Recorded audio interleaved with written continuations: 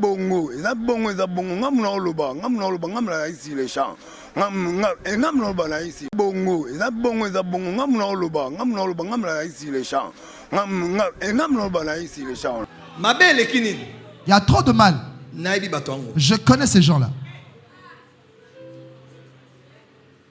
Donc, Mobaliona, cet homme, n'a qu'à porter plainte. Je peux porter plainte contre lui. J'ai le droit. Nazana Bandingisa. On peut même le faire arrêter. Mais je le dis ici. Si jusqu'au dimanche il ne vient pas témoigner, il restera mioué. C'est moi qui l'ai dit. Conséquence, ba date limite. Ok, ne kosenga pardon. Orokoma baba, explique-nous. Pardon. Prophète Joël Francis Tatoazali Mosali Nanzambe. Azali Mosali Nanzambe. Prophète Joël Francis Tatou a até à Keloba Nanzambe. Yozo bebi sa réputation na yete. Yebisa biso vérité. Ozo bebi sa réputation Joël Francis te. Te na bebi sa réputation na yete. Na bebi sa réputation na yete. Yebina ke no ngana okoma baba. Apesi akati delis. Akati delabi ke no ngana okoma baba. Na likamunga na bibuti na te. Na likamo eza bongo, ngamna ici les champs. Ngamna ici les champs. Église on a bien goûté. Prophète Joël Francis on a bien été. Zela sikoyo. Est-ce que ndekonanga Soluki o trouver société makambo ou en défaut. Na ko benga papa molele malema. Na ko benga ndeko lese. Na ko benga denilesi.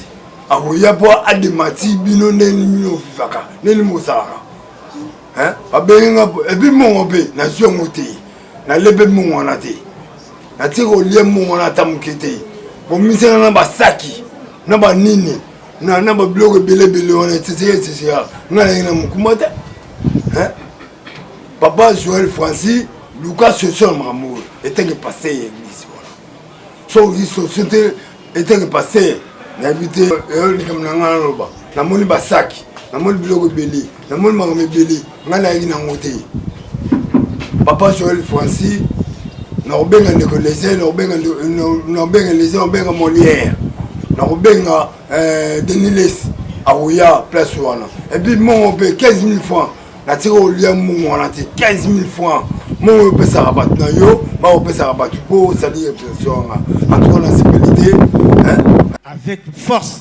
efficacité. Personne offrande.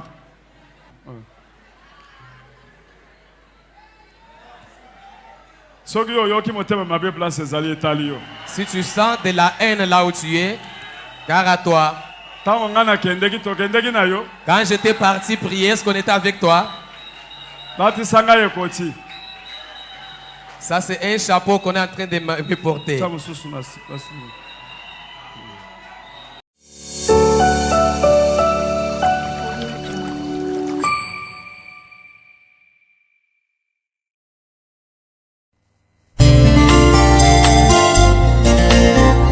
Merci Jésus-Christ, l'abattoir d'amour. Vraiment quand nous m'accusons capote, pour la vie à moto, et ça va sauver, ça va mater. Nazala mbongo te, oya kosomba vie. Mbongo koto ya kosombela kalipa eza pasi. Mbongo ya kobandaka kofuta, pona masumu na ngai. Alingaki ozwa ngo wabe.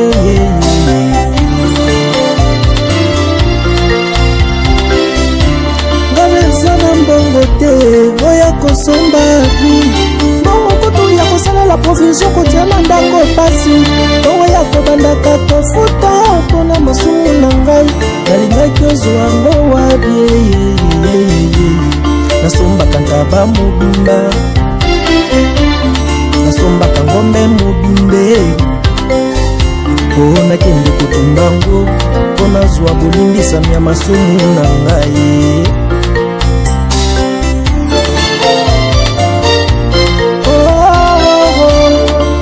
Mpona masumu na ngai nda yo kufaki, mpona zwa bolimbisami nda yo kufaki.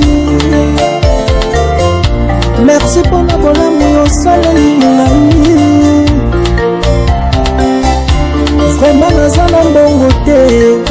kosomba vi bongo kutu ya kofutelaka klasi ya bana pasi bongo ya kobandaka kofuta mpona masumu na ngai nalingaki ozwango wabie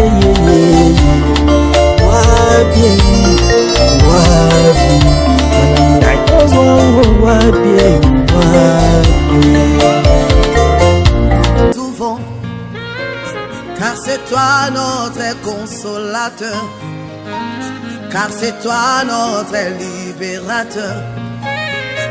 L'Esprit de Dieu descend sur nous, Saint-Esprit souffle de tout vent, car c'est toi notre consolateur, car c'est toi notre libérateur.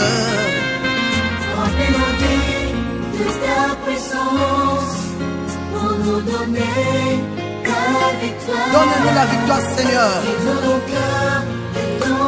Inonde nos cœurs, Esprit Saint. Vérité et réalité, votre magazine qui vous informe, qui vous forme avec un divertissement très modéré. Bienvenue mesdames et messieurs. Vous qui nous suivez sur Nouvelle Tendance Télévision, allez vous abonner et cela s'est fait gratuitement. Merci également à vous qui soutenez la Fondation Ndélé au cœur de la nation ainsi que l'orphelinat Famille du Cœur Christ Rédempteur qui est dirigé par Maman Marie M5 depuis Liège ainsi que votre humble serviteur Alain Ndélé. Mesdames et messieurs, à travers cette opération, aider les démunis, pensez à ces enfants qui sont aujourd'hui abandonnés. Je crois que nous avons une structure que nous avons mise à votre disposition qui pourra vraiment vous aider, en tout cas en toute confiance, sans inquiétude. Vous pouvez également vérifier de temps à autre et vous verrez que ces enfants sont vraiment dans des conditions que nous sommes en train de réunir. Infiniment, merci à vous. Nous allons suivre ces images, comme vous le savez, suivons.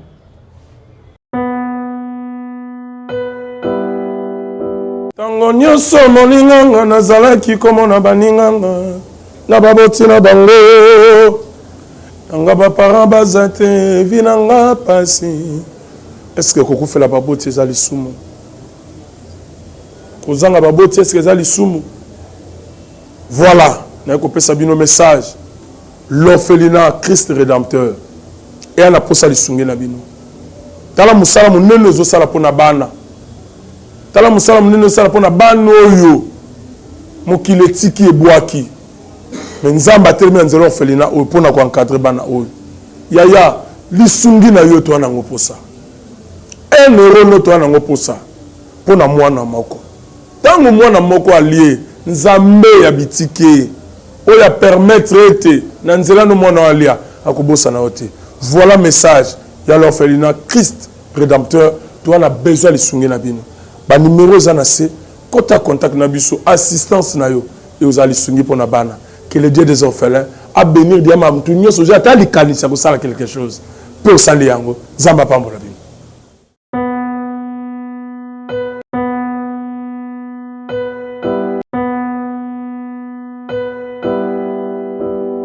De retour sur ce plateau, mesdames et messieurs, encore une fois de plus, bonjour, bonsoir, tout dépend de l'ère à laquelle vous nous suivez.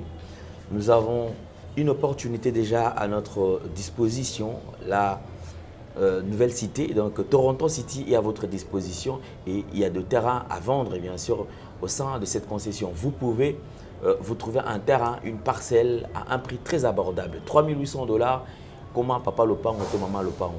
Si vous avez par tranche, vous avez 4 000 $. 4 000 $, vous avez par 2 000 il y a avance, vous avez le document et les 2 000 vous avez 500, 500, 500. 4 fois, vous avez tata lopango, yo na makelele ya babayer to bayres et si li bokabwani, ba tozana terrain balobini. E ya sika na Kinshasa, boye tika la kozala te makelele ya tata lopango et si li Toronto City à Maluku, bana RDC congolais. Opportunité à Sikamo na mboka pe sibiso avec 4 000 $ et à Pamba, koma tata lopango, to mama lopango. Avec le 4 000 $, okoki kosomba cash ou soit par tranche. Par tranche et salami ndenge nini. Obanina avance 2 000 $ et le 2 000 qui reste okofuta yango par tranche 500, 500, 500, 500 pe okomi kolo lopango. Toronto City et Sika Moko très kitoko. Parcelle cadastrée, urbanisée, avec beaucoup d'espace, nyonso tu okoluka okokuta yango. Mais narata, terrain de vente sur un site accessible, urbanisé, cadastré, plat, désherbé, avec espace de jeu, espace vert, magasin, marché, peignon surtout, pembeni. Eza lisolo te, tala peyoka. Alors, tu as une concession, Toronto City. Tu as une commune à Mangoku, dans la ville province de Kinshasa, dans la République démocratique du Congo. Et aussi concession Toronto City. Et après avoir commencé à utiliser surtout, il y a immobilier, foncier et tout. Là, il y a géo, localisation, tout pour que tu puisses pouvoir te la situation. Concession est bandée à si vous avez une borne à deux entrées, raccourci à Makolo, na entrée Oyo, il y a Mutuka. Donc, raccourci à Makolo, c'est-à-dire à 15 minutes, vous êtes déjà dans Makadam. Oya Moulaï, c'est juste pour dévier, pour que les élèves soient fiables de ce ça. Dans la situation, surtout, nous avons les avenues, les grandes avenues de 8 mètres et des directions plutôt de 8 mètres et les avenues de 7 mètres. Alors que la parcelle dans Zali, il y a 20 mètres sur 20 ou bien 400 mètres carrés. Voilà, du fait que nous sommes juste à l'entrée, nous sommes National Cameraman pour que tu visites nous surtout. La réalité, vous voyez, les bornes sont là, les bornes cadastrales, et puis tu peux visiter nous surtout, parce que c'est quelque chose à Moulaï. Donc c'est chose à Mounen est tellement facile. Komi Tata Lopango, Tona Komi Mama Lopango. Yoka pour tout contact, je précise bien. Contact Yapoto Ezali.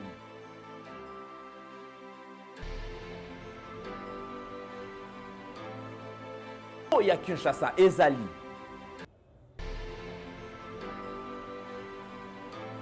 Mbongo ya muke avec 4 000 $, okomi Tata Lopango, to Mama Lopango.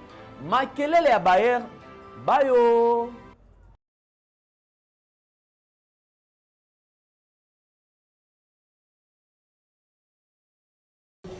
Nous sommes de retour sur ce plateau, mesdames et messieurs, avec beaucoup de tristesse que nous vous présentons cette émission parce que c'est vrai, nous ne prenons pas plaisir, il y a qu'à exposer Makamususu et surtout que ces gens-là sont entre guillemets appelés serviteurs de Dieu. Biso moento c'est planango ezate. Mais le coup là, nous avons le devoir il y a qu'à s'épelle Sabino, le devoir il y a qu'à informer Bino, le devoir surtout il y a qu'à la impartial, qu'aucun makambo malé mais jusqu'à ce que tu trouves ici de sortie et ban en Zambie. Bazala Nakimia. Nous allons suivre ces images. La première image sera accompagnée de la deuxième aussi. Awa Ezaline de Konabiso Evala. Evala, c'est quelqu'un qui, comme nous avons retrouvé dans l'église du prophète Joël. Dans cette église à Kende Kosalani. D'après attente Nabango Basalaki à Kende Kipo a Bako sa miracle. Je crois qu'il y a un album qui a expliqué ça. Et après, tu as que la vidéo à démentir. Quelques temps après, Nekopena a sali sortie médiatique a dévoilé Marambotu à l'objet Eza Lokuta. Batinda qui était, Mutomoko Tera Simana pour la Tina Kosali au Moussal Nazambe, Yé Azol Wakaka Sembo. Et surtout encore ce qui l'a choqué, c'est le fait de dire qu'il y a un Okoma Baba. Yé dans l'objet bien dimanche à Kori, Koka qui déjà Azaba Okomi Babate. Azana Ekaka. Normal. Ce genre de comportement, c'est vraiment à condamner. Deuxième comportement, c'est l'utilisation abusive via chair, Ozali et Sika et Tumbe, le Sika Moko sacré. Mais aujourd'hui, voir ce qui se passe, beaucoup Kotal. Un petit commentaire en ce qui concerne Makam Oyo, évangéliste Kabundouale, ça peut aller na chair. Bon, tu dois éviter ce toi dans concert YJB, tu dois avoir un son. Mais du moins, le Saint-Esprit nous aide à comprendre qui est vrai, qui est faux. Pourquoi tout ça n'a qu'à y église. Suivons. Je suis en train de voir quelque chose et Dieu va te délivrer. Je vois dans ta poche. Je vois dans ta poche. Je suis en train de voir un noix, le noix de palme. Ndika, et ça? Noix de palme. Non, Singa.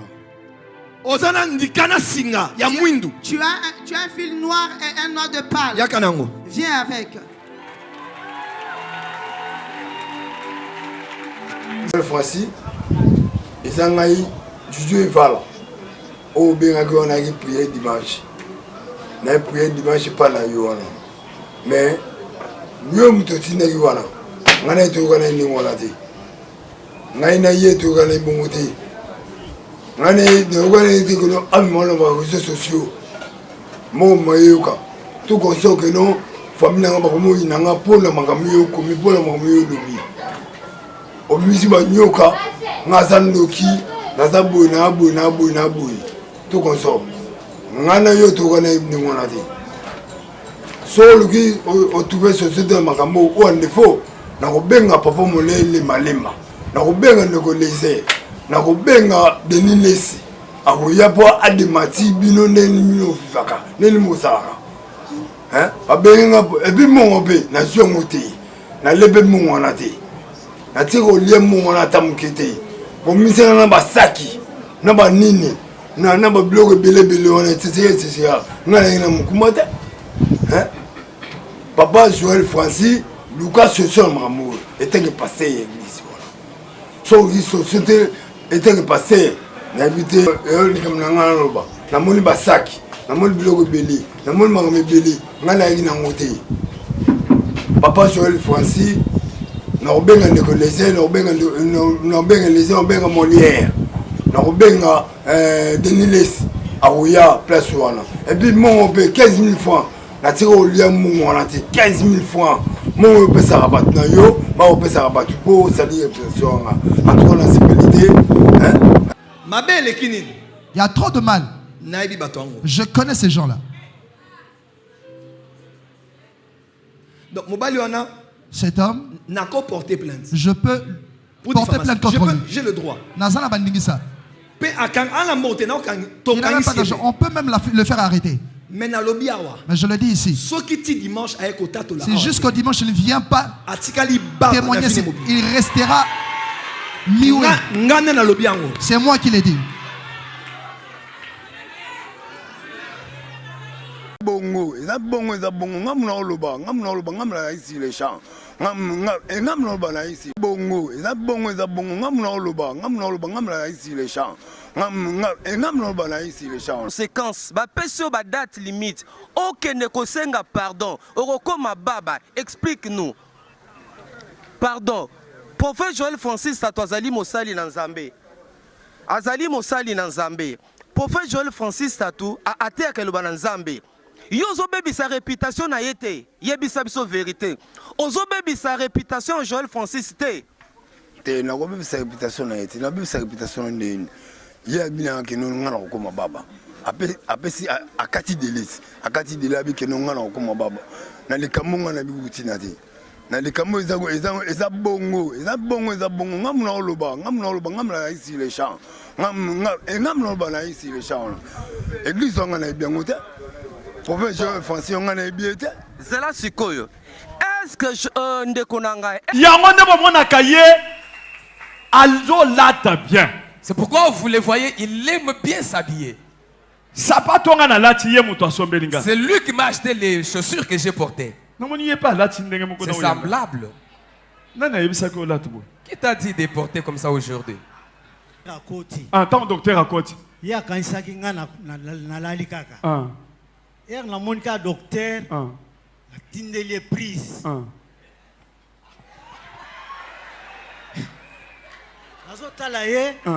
Docteur Azoka mais comment ça?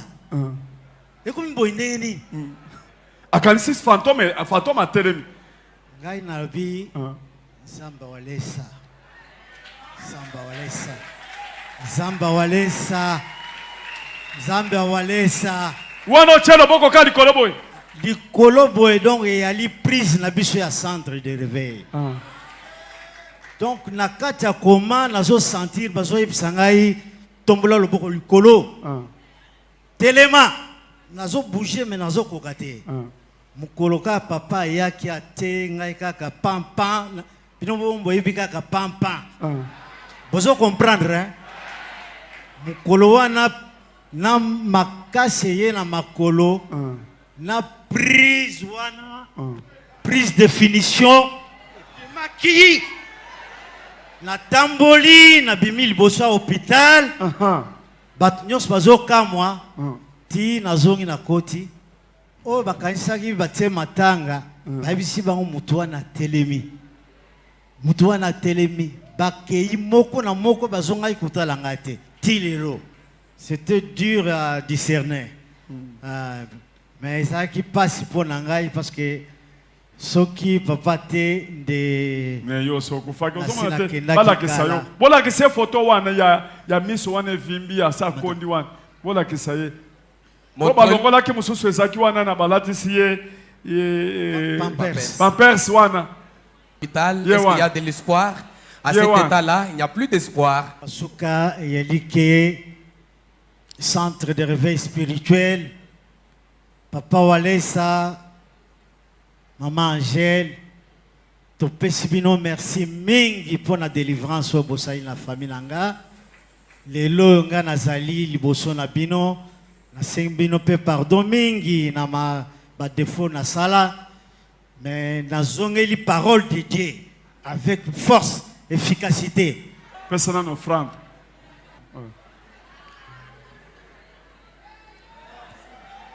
Si tu sens de la haine là où tu es, gare à toi. Quand j'étais parti prier, est-ce qu'on était avec toi? Ça, c'est un chapeau qu'on est en train de me porter.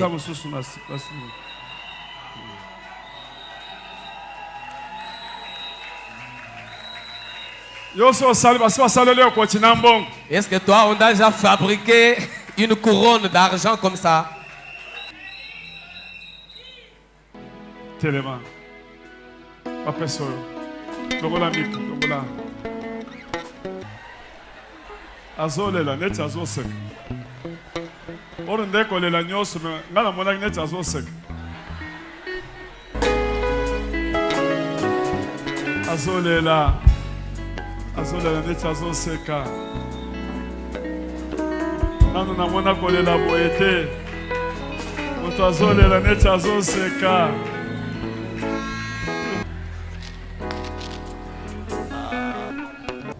Merci. Nous avons suivi Tolandi Bisoyo Soto. Il n'y a pas trop de commentaires à faire là-dessus, mais je crois que dans Oyo, Mutuna Mutouazo a parnaï. Nathan Oyo, Mutuna Mutouazo a parnaï. Ils ont beaucoup renforcé, mais Mutuna Mutouazo comprendre où va l'église. Pourquoi tous ces genres de comportements? Pourquoi l'église est comme place un spectacle de l'Ovakie? Cher et comme ici, comme un règlement des comptes. Et comme ici, comme tout le monde a besoin de ça, là, le matu vu en fait. Tout le monde a qui nous certains propos, au mituna, au gis, aux a devant un serviteur de Dieu, tous à libosso à païen mon robot. On va y revenir. Et comme je vous avais dit, nous avons le plaisir de travailler avec un prophète des ministères sur ce plateau. C'est le prophète Gaylor Kassai qui n'est plus à présenter. Le lot est dans plateau. On va essayer un peu d'échanger, de mettre un peu de cela. Makamutu, parce que Makamutu sur le canal A dans plateau, Azo Mona. Homme de Dieu, bonjour et bienvenue. Bonjour Papa Alain, merci beaucoup. Santé bonne. Oui, santé Zambala Mzamba Rabati, la bonne divinopé. Qui m'est allé.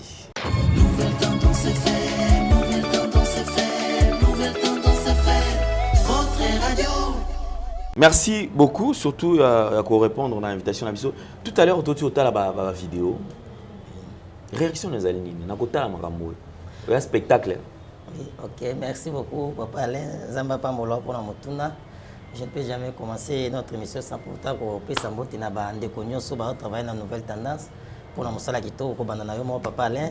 Zamba Pambola, Bino Pambola Foyana, Bino Pambola Bande cognon sur le travail. Puis à Pambola Balandignon sur la nouvelle tendance, d'être à chaque fois. Vous s'abonner massivement à la chaîne, vous avez lien, vous partagez la bande parce que les chaînes où ils ont même la vérité, la chaîne est belle sur le baraté. Là, je salue aussi notre papa Fanfan Hollande, sans oublier la Pessimbo, la maman très bien le Zolo. Donc, on a maman bien qui minimum, on délai Zamba Pambolayo, maman monté, maman nene, maman a eu pour Sangisa.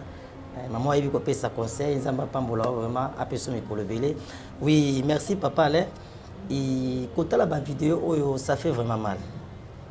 La vidéo, à des fois, si on a vendu dans méditant, aux hommes, comme si on l'ota, mais c'est la réalité, puis aux salama. Et j'aime d'abord tout tanga mukanda na Zambie. Par rapport à makambo ezoleka, tout le monde, les loba comme kubamba batu bambongo na l'église, Yo sunga biso na mukanda na Malachie chapitre 3 le verset 18. On va entendre dans Matthieu chapitre 24 verset 11 la sauté na tangi 24 p. Pour la meilleure compréhension, Malachie chapitre 3 le verset 18. Malachie chapitre 3 verset 18. Oui. Et vous verrez de nouveau la différence entre le juste et le méchant, entre celui qui sert Dieu et celui qui ne le sert pas. Ok, parole du Seigneur. On attend après tout expliquer. Matthieu chapitre 24, verset 11. Nous soutenons 24p. La Bible dit ceci, dans le livre de Matthieu chapitre 24, verset 11. Plusieurs faux prophètes s'élèveront et ils séduiront beaucoup de gens. 24. Car ils s'élèveront des faux Christ et des faux prophètes. Ils feront des grands prodiges et des miracles, au point de séduire, s'il est possible, même les élites. Parole du Seigneur. Amen. Papa, quand la Babylone est commis un spectacle, où mon cambi église, soi-disant, un pasteur ou un évangéliste ou un prophète, na kati ya église. Babylone pourquoi? Parce que ça la malikolo ya cher, na etumbelo. Place où ils sont sacrés. Un pasteur, na mundimi abanda kubamba e bambongo na mutu. Puis azulu banyobi salanga chapeau na mutu ya mbongo. Donc c'est-à-dire et comme spectacle, ce n'est plus l'évangile. On a Malachie place au temps Malachie 3:18 Bible ni. Boko mona bokeseni. Na basali na Nzambe, na basali na Nzambe te. Boko mona différence entre ceux qui servent Dieu et ceux qui ne les servent pas. Cela veut dire quoi? Les loto mona kayango na ba musicien profane. Omi bato babenga ba musicien mokile. Au monde en plein concert. Bato ba sanine. Ba okende ko bamba bango bambongo. Vous comprenez? Donc pour na mokili c'est normal parce que bango babenga mi na eloko wala pona ba faire voir na bato. Mon bato bagenda bamba bato mbongo basala ke ba mona ki ngaza na mbongo. Na bamba leader mbongo na bamba musicien mbongo. Na mokili ce n'est que normal parce que c'est comme ça qui se fait. Mais aujourd'hui et que tina katia église, un pasteur de l'église, un dirigeant de l'église, babam na kubamba yo mbongo en plein culte na église. Pe ozoko encourager zo banine, bambanga salanga chapeau. Est-ce que yo déjà basala yo chapeau ya mbongo na mutu? Donc tu as oublié même ta mission. Et comme mission babanda kubamba mbongo, donc différence sikoyo exacte entre les païens et les hommes de Dieu. Donc c'est-à-dire na quatre choses commis des autres parce que Bible dit vous verrez une nouvelle différence. C'est-à-dire ce que les païens font, les hommes de Dieu ou nous les chrétiens, nous ne pouvons pas faire ça. Donc c'est-à-dire en plein concert, musicien mokili. Oui, ce n'est normal. Mais il y a une église, il faut avoir une différence et le coin des alatés.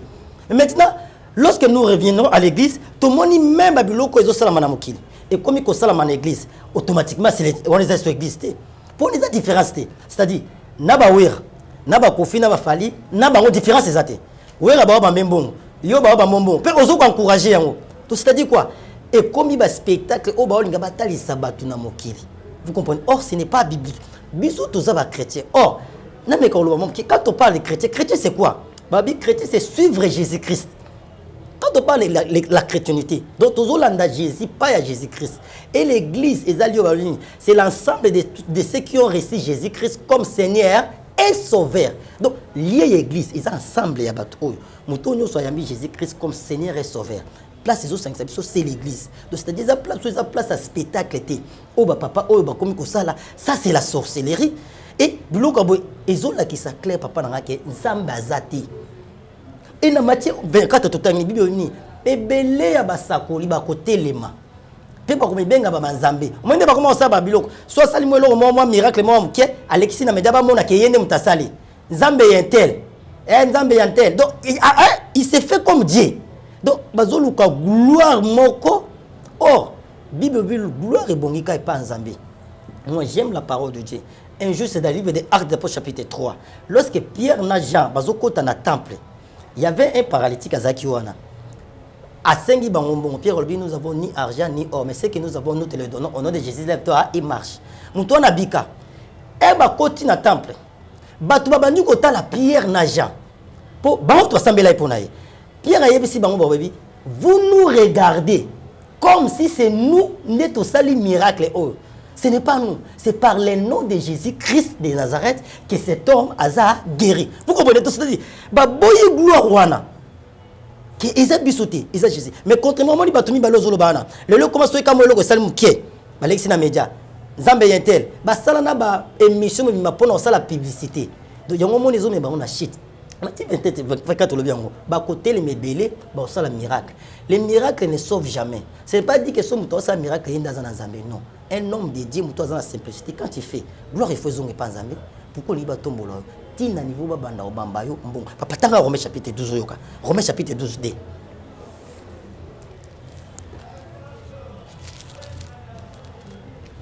Romains chapitre 12 oui, verset D à 3. Ne vous conformez pas au monde actuel, mais soyez transformés par le renouvellement de l'intelligence afin de discerner quelle est la volonté de Dieu, ce qui est bon, agréable et parfait. Bible bini, ne vous conformez pas au siècle présent. Biso basala nzambe to soki ko se conformer te na makambo ezo sala malelo. Nde to lobido c'est-à-dire mo pagano sali yango ngape na sali yango. Mo pagano babambi mbongo ngape na bambi mbo. Bible boyi yango. Bon, pendant que j'ai médité la parole de Dieu, que les gens nous excusent. Na yebite est-ce que ces hommes o ba obenga basala nzambe, est-ce que ba méditer maloba nzambe? Est-ce que ba yeba biloko ba osala les bibliques te? Bible dit, ne vous conformez pas au siècle présent. Nous sommes le peuple mis à part. Bible dit, moi j'aime la parole de Dieu. Bible dit, tout m'est permis, mais tout n'est pas utile. Tout est utile, mais tout n'édifie pas. C'est-à-dire, Baba Mingambong, bon, ils sont utiles. Est-ce que je peux édifier? Eh papa, dans une église, Monica Babandi, Moutoumora est prophète Abeng, Moutoumora l'équipe, Bosso Bando Bamangambong. Mais cette manière de faire les choses n'est pas compliquée parce que, comme on a par exemple un mot, Bosso sollicita qui est. Pour asala akosana ke za nganga za na singa et tout ça subitement quand on place un calcul et changer ote azana ndika oh confusion ndika ote ngana ndika te naka na singa o singeza pisa na loketo alors il fallait ko kata singa ngo bakati singa mais surprise de quoi na moni biloko ne komi ko baba bakile ba biloko msusu ote yendoki et puis si retourne à famille famille est condamnée, il y a le butin, n'a s'excuser. Asengi bolimbisi. Batu ba ko forcer les sous-suke, te senga bolimbisi, asengi bolimbisi. Mais tant que asengi bolimbisi sous batu bien se mais yo en fait des comptes à comprendre que était ngai na ko sana komba zambete. Amen. Na boy na ngana kufa. Donc makamutunde za na ngai na yebi eloko te. Na mutu na makola mambona na yebi na ngati alors neza boy na okina ngako kosate. Je vais dire la vérité, rien que la vérité. Et l'homme sous non kosate.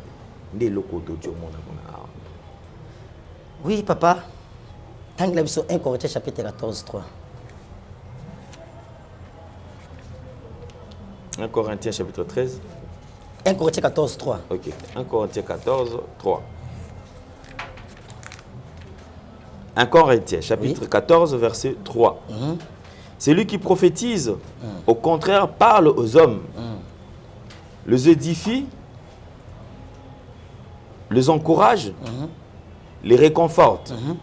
Celui qui parle en langue s'édifie lui-même. Amen. Alors qu'il se...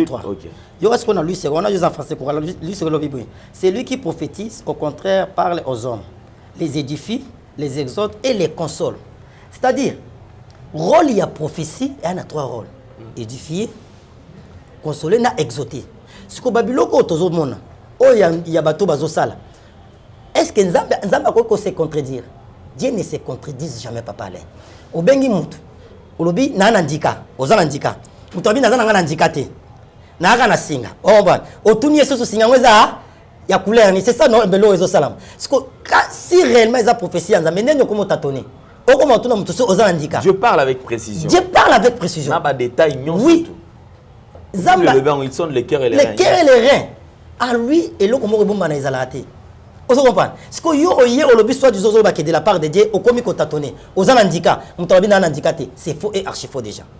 Est-ce que Nzamba Robo n'est aux abonnés aux abonnés Nzamba Yebio de A à Z? Même date de naissance. Même date de naissance. Même Namu Koloto au Koufa. Les 17 1979.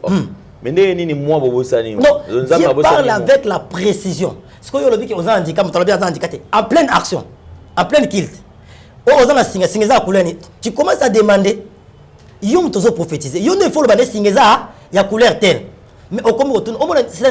Ezaba match ce sont les aventuriers. Bible le prophétie et yaka pour na ko exauter.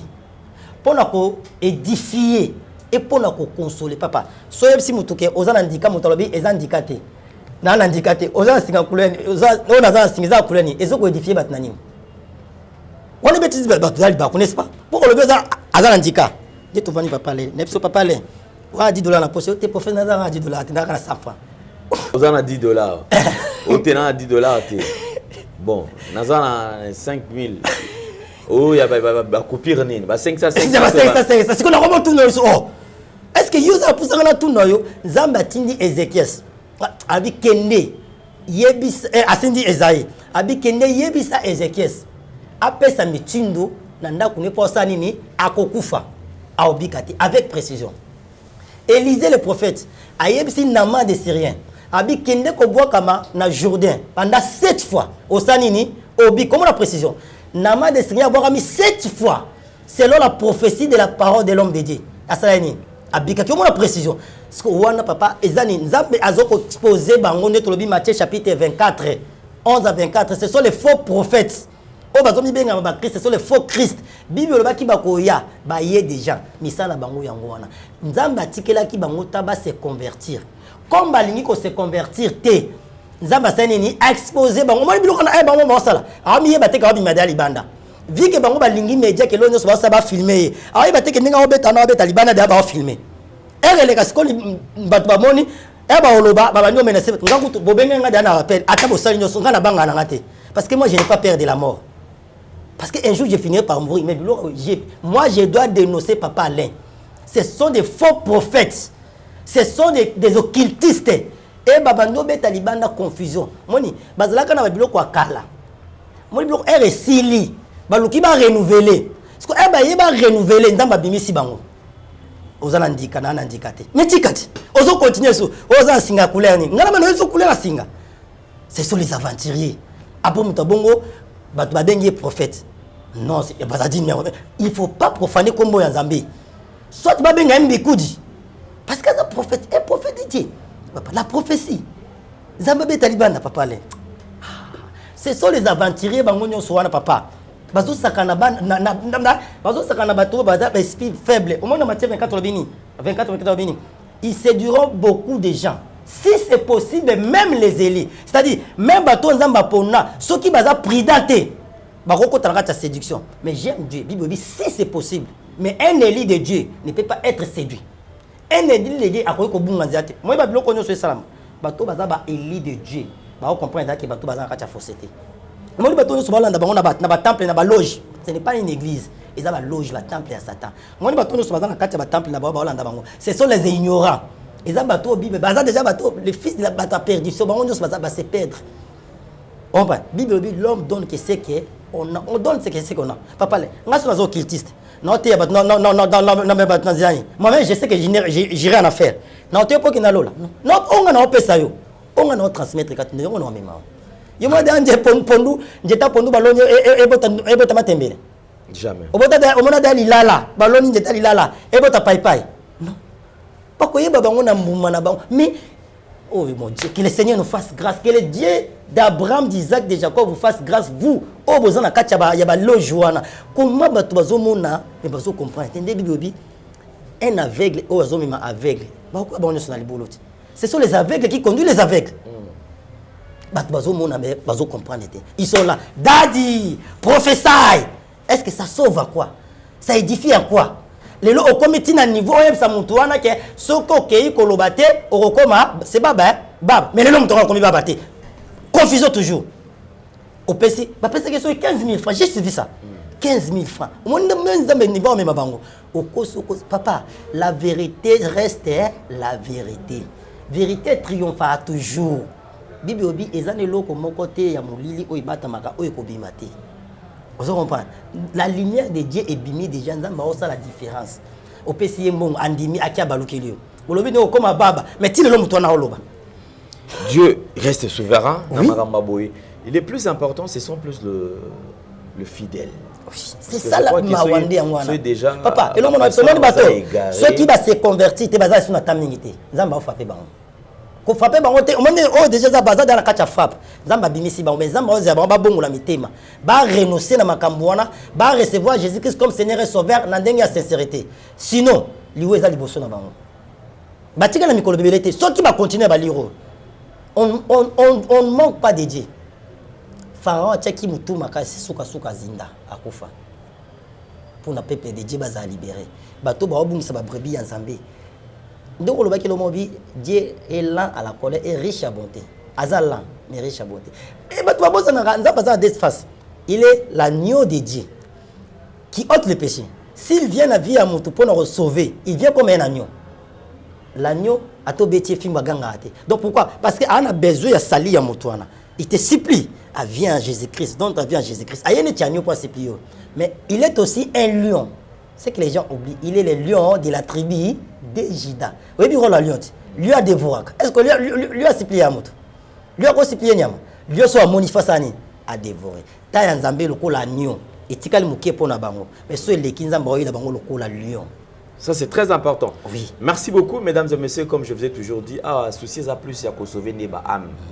C'est ça notre priorité, au fait. Déjà, on ne se moque pas de Dieu. C'est qu'un homme aura semé, il les moissonnera. Peu importe le temps. Vous savez, ces versets où les gens interprètent un peu mal, dans le sens que non, il est riche en bonté, lent en colère. Tu sais, quelqu'un qui est lent en colère, Dieu détruit à petit feu. Il faut faire très attention. Vous savez, tout ce qu'on est en train de commettre comme bêtises dans le secret, ça finit par nous détruire en public. Ils seront aussi exposés en public. En tout cas, merci beaucoup. Et nous prions dans l'église. Yes, daddy. Avance, oui, tout ça. Ces gens-là, je n'ai mis la place là, on a la sort là-bas. C'est comme ça que les gens ont changé.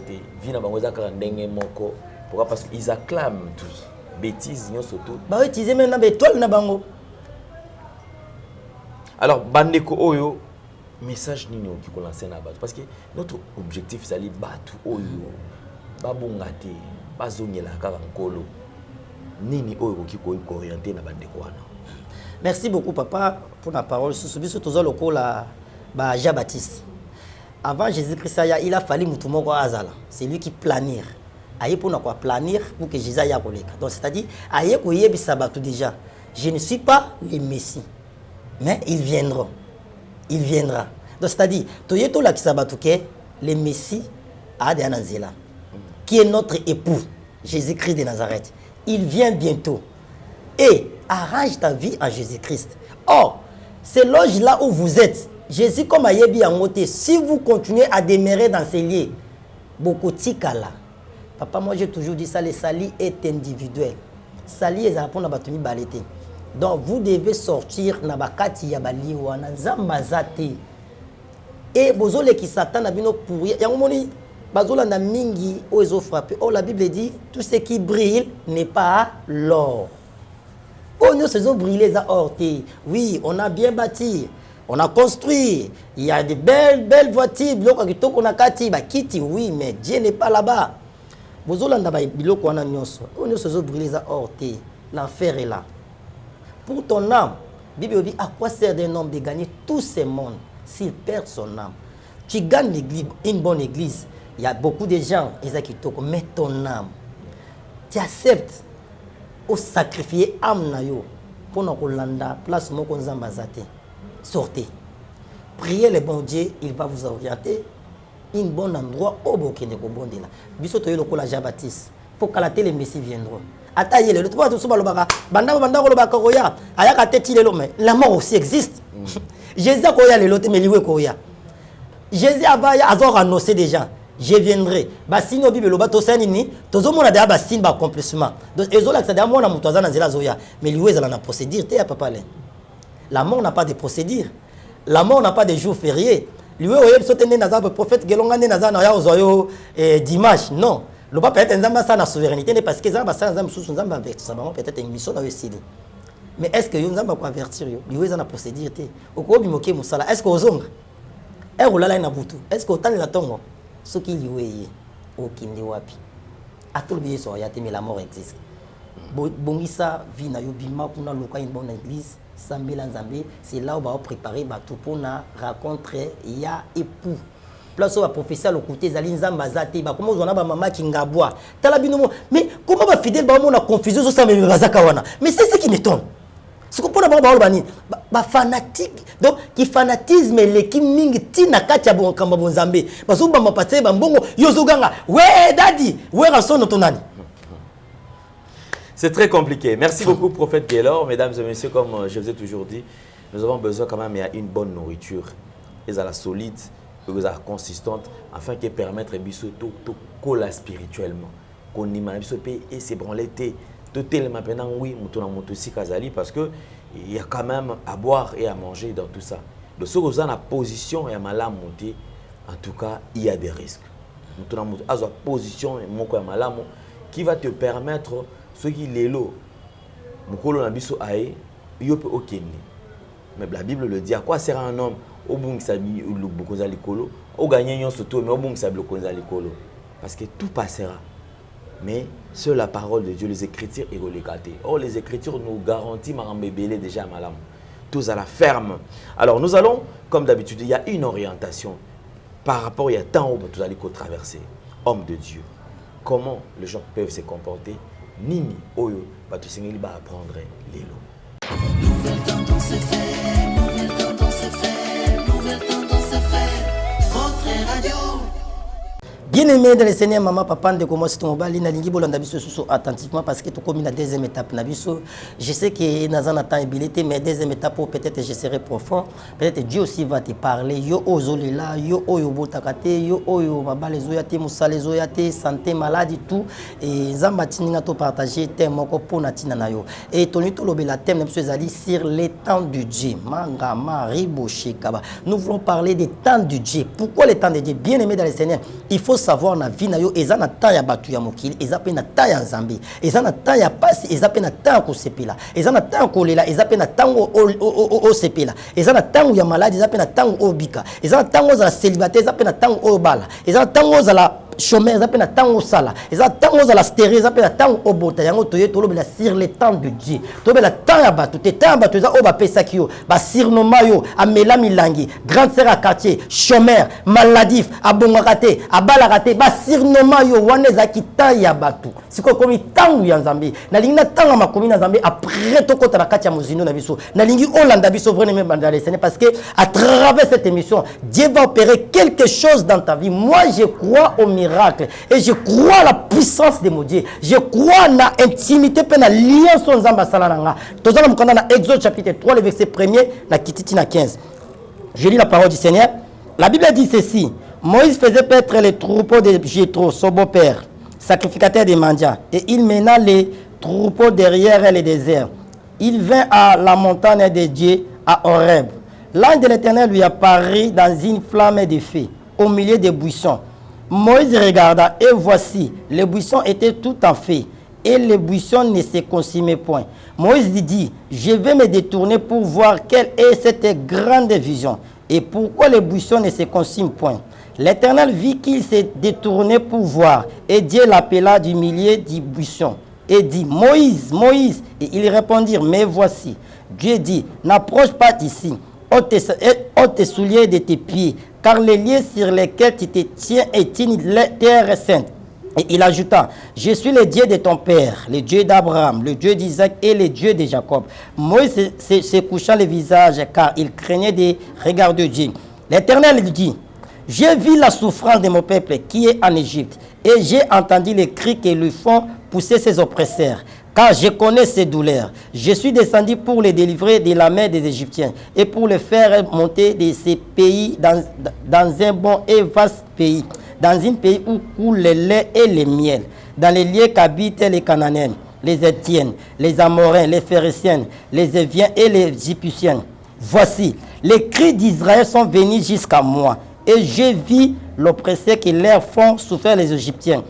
Maintenant, va, je t'enverrai auprès des pharaons et tu feras sortir d'Égypte mon peuple, les enfants d'Israël. 11. Moïse dit à Dieu, oui, j'irai pour aller vers Pharaon et pour faire sortir d'Égypte les enfants d'Israël. Dieu dit, je serai avec toi et ceci sera pour toi le signe que c'est moi qui t'envoie. Quand tu auras fait sortir l'Égypte, les peuples, vous servirez Dieu sur cette montagne.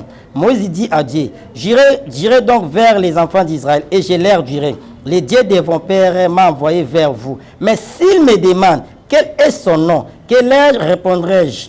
14, Dieu dit à Moïse, je suis celui qui suis. Et il ajouta, c'est ainsi que tu répondras aux enfants d'Israël. C'est lui qui s'appelle Je suis m'a envoyé. Dieu dit encore à Moïse, tu parleras ainsi aux enfants d'Israël. L'Éternel, le Dieu de vos pères, le Dieu d'Abraham, le Dieu d'Isaac et le Dieu de Jacob m'a envoyé vers vous. Voilà mon nom pour l'éternité. Voilà mon nom de génération en génération. Parole du Seigneur. Bien-aimés dans le Seigneur, là où nous venons de lire tout à l'heure dans le livre de Exode chapitre 3, le verset 1er à 15. Bible exception du solo ya bana Israël.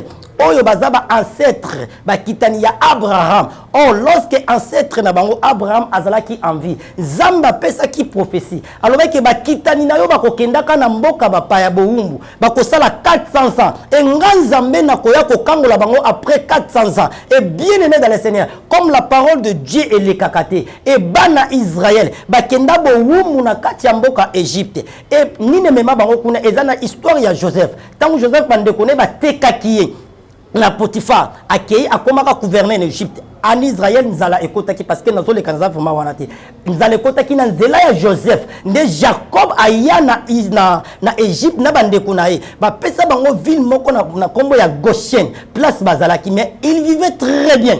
Et comment qu'il a tamoko Pharaon a signé qui n'est contrat na Joseph ayaki kokufa a remplacé qui ayeba ki makamba solo na Joseph te abandi ko maltraiter le peuple juif babandi ko nyoko là-bas na Israël, c'est-à-dire ba ça bango ba travaux ya makama riboshema ba ça bango ba travaux ya makas ko beta bango ba brique, ce qui n'était pas facile pour le peuple juif babandi ko nyoko ma souffrance les qui peuple babandi ko les Égyptiens bazo faire souffrir le peuple juif. Bien aimé dans le Seigneur, tant babandi ko ganga basala 430 ans, bien aimé dans le Seigneur, même tant la souffrance et les kaki nalina yebisa mutu moko peut-être maladie na ezutangu mulai ozoba mais pourquoi ribosaka, pourquoi cette maladie ezolinga kosila te, pourquoi cette célibat ezolinga kotika ngate ata mibali bayeba kenda kaka, pourquoi ngana obala te, là j'ai déjà avancé. Nana a 25 ans, nana a 30 ans, nana a plus de 30 ans. Pourquoi n'a pas laté? Pourquoi n'a pas laté? Banina nyoso to bota mana bango, babala, babota mais pourquoi laté? Pourquoi jusqu'à présent naza chômeur? Pourquoi nous sale zoyate? Pourquoi nazo sala nazo zeloka malungate? Pourquoi banana yana mboka oyo nazo ka documenté? Balingi ba refulenga, maladie ni sila kate. Na kota libala kinya ya maribo shekabara. Pendant bazo ganga, Moïse azalaki kuna azo petre ba troupeau ya beau père na Jétro. C'est-à-dire azalaki lokola berger ya beau père na ye.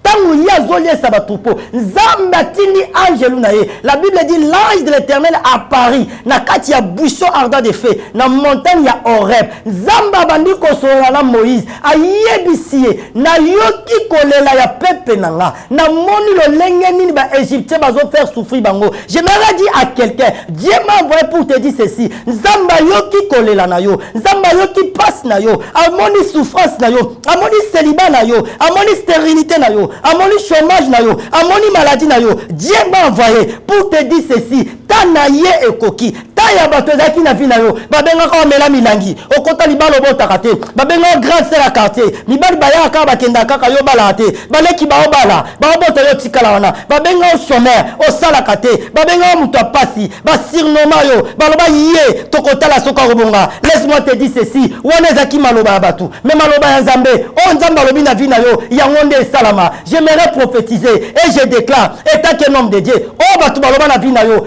ya moko te ko salama.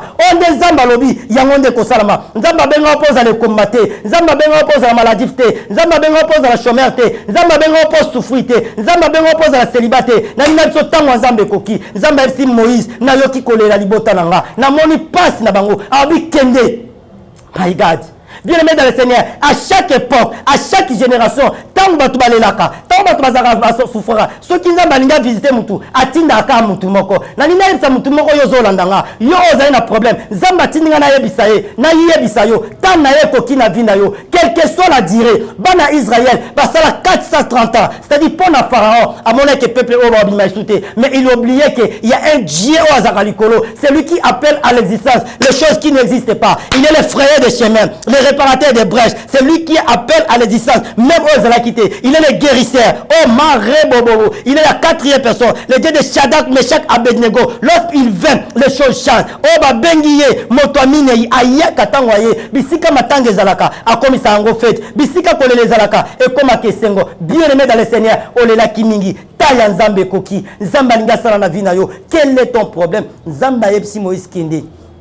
Moïse a accepté. Alobi na okende. Na yebisa bango nini? Soki batuninga na yebisa bango nini? Nzamba lobi yebisa bango les dieux de vos ancêtres, les dieux d'Abraham, les dieux d'Isaac et les dieux de Jacob. C'est l'unique vrai Dieu, bien aimé dans le Seigneur, le Dieu d'Abraham, le Dieu d'Isaac, de Jacob, il m'a envoyé vers toi. Moïse alobi na kolobanine. Nzamba a s'identifié. Yebisa je m'appelle celui qui suit. Abi comment on nazali. Je m'appelle je suis. C'est-à-dire, le verbe est conjugué au temps présent. Je me redis à quelqu'un toi qui me suit. Dieu n'a jamais été en absent. Zamba zawana. Tant on est dans la chambre, on est dans la musala. Tant on bat tout kayo, bazonyo kolayo, zamba zoyo kayo, atininga na yebisayo. C'est lui qui s'appelle je suis. Il est là. C'est lui qui s'appelle je suis. Il a écouté ta prière. Il a écouté kolela nayo, souffrance nayo, célibat nayo amonyango, Moïse Akei. Selon la parole de Dieu, Abimisibana Israël. Pour donc clôturer, Exode chapitre 14, les versets, on a place aux chité. Verset 10. Écoutez, Pharaon approchait, les enfants d'Israël levèrent les yeux, et voici, les Égyptiens étaient en marche, à derrière eux. Et les enfants d'Israël eurent une grande frayeur, et crièrent à l'Éternel. Ils dirent à Moïse, n'y avait-il pas de sépulcres en Égypte, sans qu'il nous fait besoin de nous mener mourir au désert? Que nous a-t-il fait en nous en faisant sortir d'Égypte? Ne c'est pas là ce que nous te disons en Égypte, laissez-nous servir les Égyptiens, car nous aimions mieux servir les Égyptiens que de mourir au désert. Moïse répondit au peuple, ne craignez rien, restez en place et regardez la délivrance que l'Éternel va vous accorder en ce jour. Car les Égyptiens que vous voyez aujourd'hui, vous ne les verrez plus jamais. Bien-aimés dans le Seigneur, Bana Israël babandi otambola, Pharaon zolanda bango, babandi kobanga babito kokufa, bataille liboso mer rouge, bataille na droite ngomba, bataille na gauche ngomba, bisika okete na sima Pharaon zolanda bango, mobagangi, babi malamo tika biso d'Égypte. Moïse avait gardez silence, restez en place et vous verrez la délivrance. Aujourd'hui, les Égyptiens que vous voyez aujourd'hui, vous ne les verrez plus jamais. Bien-aimés dans le Seigneur, pendant que je parle, Égyptiens ont sauté. Les Égyptiens ont tozoloba, ils ont peut-être maladie au ekangakio. Égyptiens ont nazolobelayo, ils ont célibat tamulaï. Égyptiens ont nazolobelayo, ils ont stérilité, ils ont pauvreté, ils ont chômage. Nanina yebisayo, au moment où tu me suis, Égyptiens wana ezokoya, la maladie va disparaître. Célibat ezotikayo, stérilité ezotikayo, chômage ezotikayo. Même si balingeba refoulé yo, Zamba opesa mikanda parce que ta Nzambe ebelemi. Bien-aimé dans le Seigneur, nous prêchons le Dieu des possibilités illimitées. À lui l'impossible n'existait pas. Quel était ton problème? Bana Israël, ezalaki souffrance, il y a misala, il y a konyo comment. Peut-être ils ont maladie, ezali célibat, ezali stérilité, ezali sali, ezali kozanga kimia.